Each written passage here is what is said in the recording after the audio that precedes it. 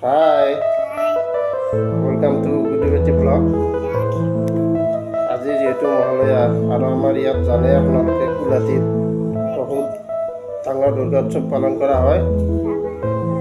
এইবাৰ আমাৰ 101তম দুৰ্গা উৎসৱ পালন কৰিছে আৰু ধুনীয়া কাৰ্যসূচীৰে আয়োজিত হ'ব। এই আজি মহালয়া উপলক্ষে আমাৰ গাঁৱৰ ভিত্তিত পতাকা উত্তোলন আৰু বন্তি প্ৰজ্বলন আছে সব মোৰ চেনেলৰ জৰিয়তে আৰু সকলো ৰাইজৰ দুৰ্গা উৎসৱত